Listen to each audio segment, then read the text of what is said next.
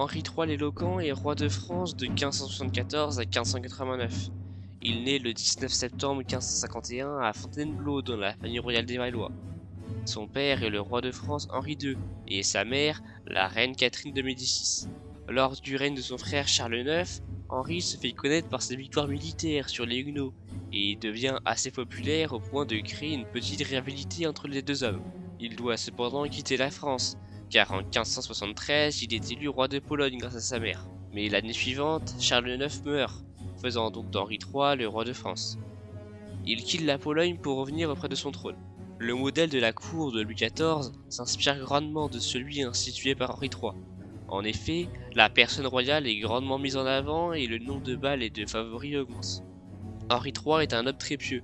Il multiplie les prières et processions pour implorer le Seigneur de ramener la paix en France. Souvent victime d'idées reçues ou même de calomnies, ce roi est cultivé et intelligent, en plus d'avoir de bonnes mœurs.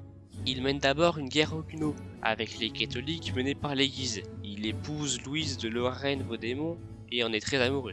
Cependant, son pouvoir est de plus en plus menacé par Henri de Guise, qui tend à devenir l'homme le plus puissant du royaume et le plus populaire de Paris.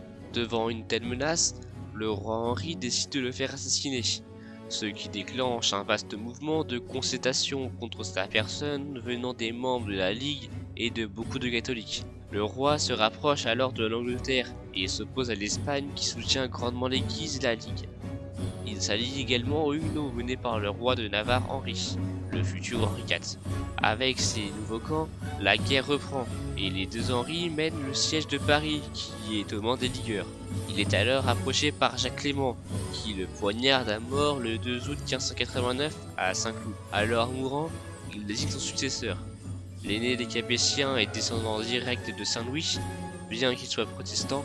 Henri IV le Grand, qui est le premier Bourbon à régner sur la France.